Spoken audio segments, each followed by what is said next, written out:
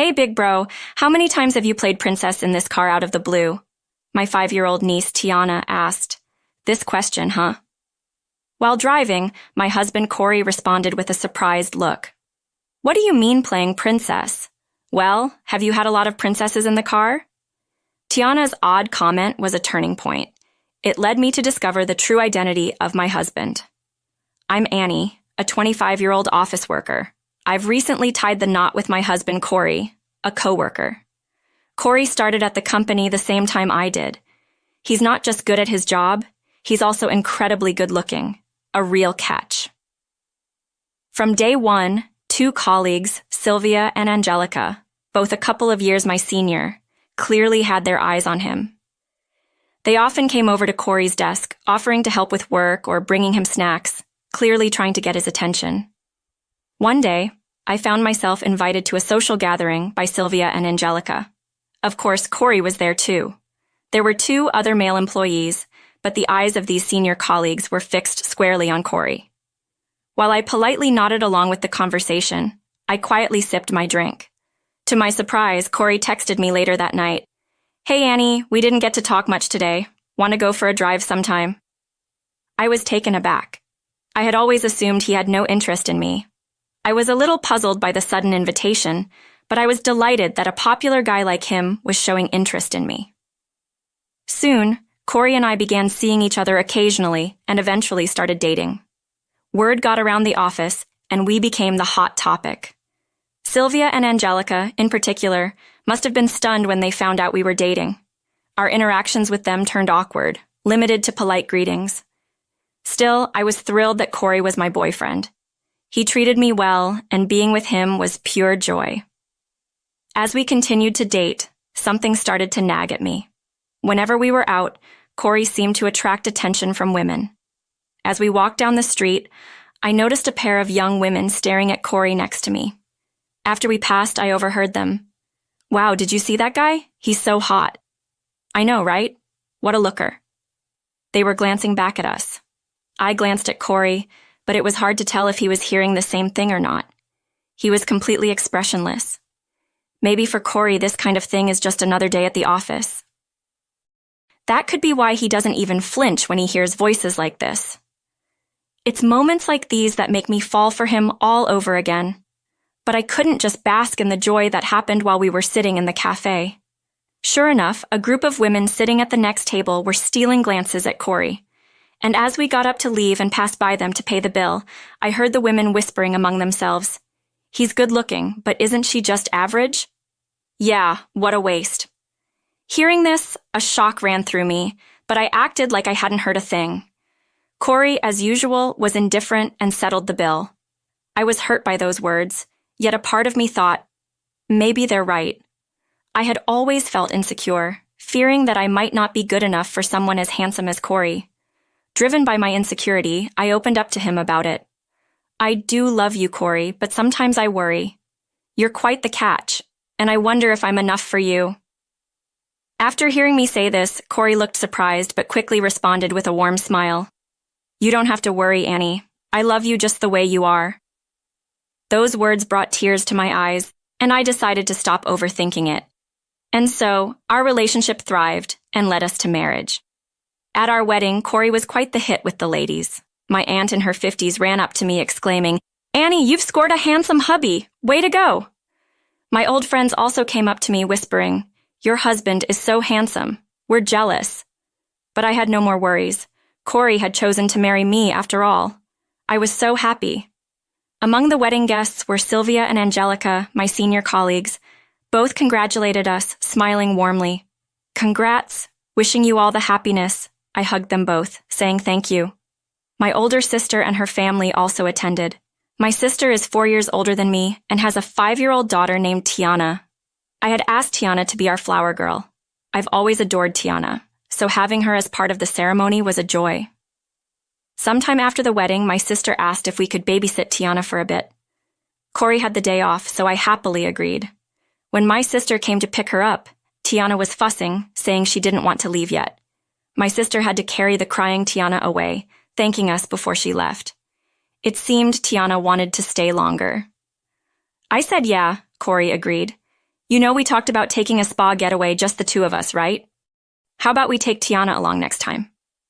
Wait, to the spa? Yeah, she was our flower girl, so it'd be a nice thank you. What do you think? If you really want to, sure. Really? Thank you, Corey. With that, we got the green light from my sister to take Tiana on an overnight spa trip. Corey drove. I was in the passenger seat, and Tiana sat in a child seat we borrowed from my sister. Tiana was all smiles, excited for the drive. We chatted and snacked as we made our way to the spa. After a while, Tiana started to talk. When I was in my mommy's tummy... What? I was shocked. I remembered my sister saying that Tiana might have womb memories. At bedtime, Tiana had mentioned some uncanny things. My sister had told me, in my mommy's tummy, I was usually sleeping, but sometimes I'd wake up and float around. Wow, Tiana, that's amazing you remember so much. Yeah, and I could also hear mommy's voice. Really? Hearing this, even Corey, who was driving, couldn't hide his astonishment. Wow, I can't believe this stuff actually happens. It's amazing, isn't it? Kids are something else. Soon after, Corey saw a convenience store on the side of the road. He parked the car and went inside to shop. Tiana and I decided to wait in the car.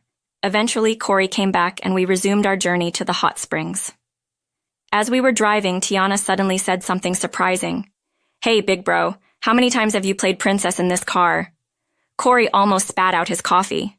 What? Corey looked perplexed as he repeated, Princess games? Yep. You've had a lot of princesses in here, haven't you? Caught off guard by Tiana's abrupt comment, Corey was left wide-eyed and speechless.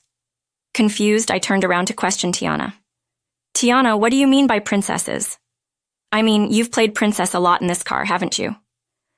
I was as baffled as Corey was. Seeing our confusion, Tiana teased, I won't tell. It's my secret now because I found out on my own. Tiana wouldn't elaborate any further, giggling to herself and whispering, It's a secret. Suddenly she grew tired and fell asleep. The atmosphere in the car turned strangely awkward. Still puzzled by Tiana's words, Corey and I conversed. So, what was Tiana talking about? This princess thing? No idea, man. I know she likes princess characters and often plays pretend at home. Maybe she saw a princess in the car. Who knows? You know, it seems like Tiana might have some sort of prenatal memories and maybe even special intuition. Come to think of it, she did mention she found out something on her own. About 2 hours later, we finally arrived at the hot springs. Tiana woke up as we arrived and went with us to our hotel room. All three of us entered the room, and Tiana happily gazed out the window. I want to hit the hot springs right away. Is that cool? Well, sure, go ahead. Corey left the room alone to take a bath. I chatted with Tiana in the room, feeling relaxed. But then, I remembered what happened in the car, and I had to ask her again. Hey, Tiana, earlier in the car, you asked Corey, how many times have you played princess in this car? What was that about? I have no idea what you were talking about, and it's been bothering me. Well then, I'll show you, Annie. Tiana opened her small bag that she always carries and began to lay out various items on the table. What are these? These are the things I found in Big Bro's car. They were cute, so I thought I'd keep them a secret and take them all. I looked at the items Tiana had laid out on the table, and I was stunned. Hairpins, hair clips, earrings, necklaces, lipstick, mascara, and even a hotel-provided hairbrush. None of it was mine, but they were clearly belongings of an adult woman. Where exactly in the car did you find these? Well, they were under the seat near my feet. A lot of them, actually. Wait, all of these were scattered around? Yes. It's like a princess playset, right? Ren has a lot of these at home, too. That's true. Listen, can I hold on to these? I want to ask Corey something. What? No way, I found them. I'll buy you another adorable princess set, okay? Really? Okay, fine then. With that, I put everything Tiana laid out on the table into my bag. I had thought Tiana had some special perception, talking about prenatal memories and such, but it seems that wasn't the case. However, my gut feeling wouldn't go away. Who are these? Then, Tiana and I went to take a hot spring bath. When we returned to the room, Corey was already there, fiddling with his mobile phone. Upon our entry, he hurriedly stuffed his phone into his pocket, looking somewhat suspicious. "Ah, welcome back. Thanks, the hot springs were nice, right?" Yeah, this place has amazing springs. Tiana got all warmed up too. Yes. After that, we enjoyed a luxurious dinner at the hotel. At night, Tiana, probably tired, fell asleep early. Corey was sprawled out, playing with his phone. "Hey, Corey, could you take a look at this?" I placed all the items I had just received from Tiana on the table. Corey, rising from his seat, seemed to freeze, speechless. Looks like Tiana found all these things rolling around on the floor of the car. Corey, who had been slightly flushed from drinking, suddenly turned pale. She thought these were all princess playset stuff, accessories, lipstick, mascara, brushes, and all. "Is that what this is about? So whose necklace is this?" I held up the necklace for Corey to see. He didn't answer. Next, I took the lipstick and examined it closely. It had the name Sylvia engraved on it. "Sylvia, eh?" Corey averted his eyes. "Corey, this can't be Sylvia from work, can it?" Corey remained uncomfortably silent. "Why would Sylvia's lipstick be in your car? Did you give her a ride?" He nodded in silence. "Why are you seeing Sylvia?" He nodded again. "Are you kidding? Was this before or after our marriage?" Corey answered in a somber tone. "Both before and after." I was so shocked, my mouth stayed wide open. After digging for the truth, Corey finally admitted to having an affair with Sylvia, but the surprises didn't stop there. I began to worry about Angelica, who used to be close to Sylvia and also chased after Corey back in the day. "Hey, you're not involved with Angelica too, right?" Corey averted his eyes. "You've got to be kidding me." Turns out Corey had been secretly seeing both Sylvia and Angelica while we were together. This continued even after we got married. Given that Corey, who works in sales, often worked late and went in on weekends, I now understood why he seemed so busy all the time. When I started dating you, Sylvia began sending me tons of emails every day. She wanted to meet just the two of us, so I'd meet her occasionally. Then Angelica reached out, and I couldn't say no, and things just spiraled from there. I can't believe this. I felt so drained that I just sat down where I was standing.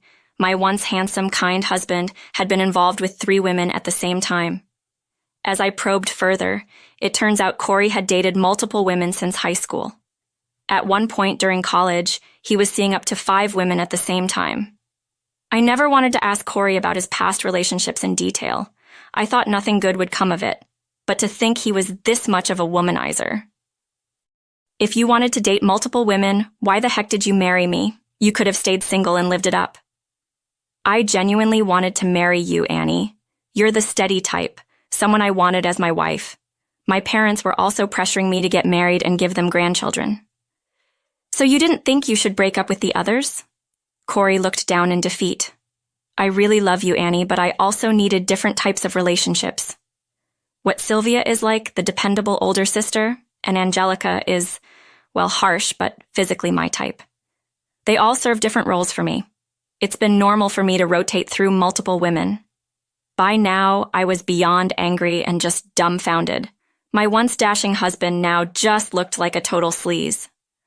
But I had no idea there was something left in the car like that.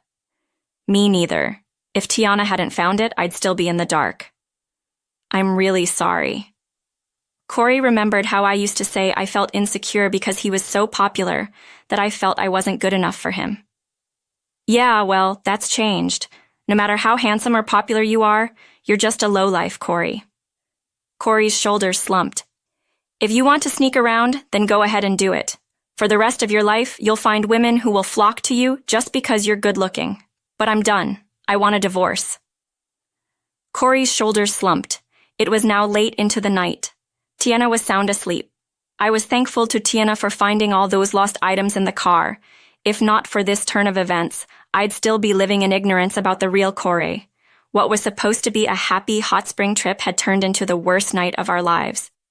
I was grateful to have caught onto Corey's infidelity sooner rather than later. The next day, the three of us went home and dropped off Tiana at my sister's place. Once the vacation ended, Corey and I headed back to work. His face was ashen. Everyone arrived for work, and the morning meeting began. Today, I was the one leading it. Good morning, everyone. A quick announcement about some lost and found items. It turns out my husband's car was a treasure trove of lost items. Upon asking him, it seems they all belong to Sylvia and Angelica. I said this while placing the lost items from the car onto my desk. Both Sylvia and Angelica looked shocked, and the other employees started murmuring. Corey just stood there with a blank expression. This lipstick has Sylvia's name on it, doesn't it? As I held out the lipstick, Sylvia rushed over with a flustered look to claim it.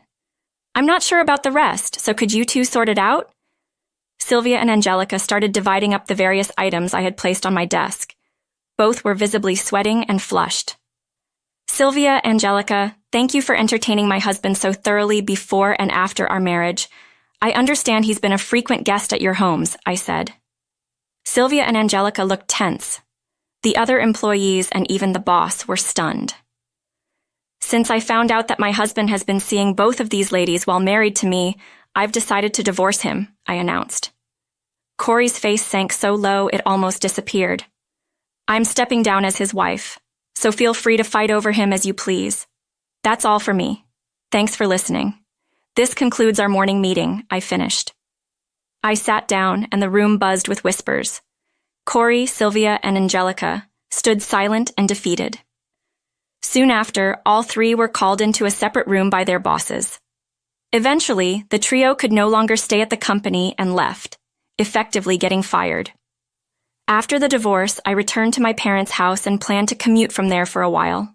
I consulted a lawyer and sought compensation from Corey, Sylvia, and Angelica in the divorce trial. Later, I learned that Sylvia and Angelica were fully aware of each other's affairs with Corey and had been competing by intentionally leaving their belongings in his car. Their little lost and found battle had been playing out without Corey and me ever knowing.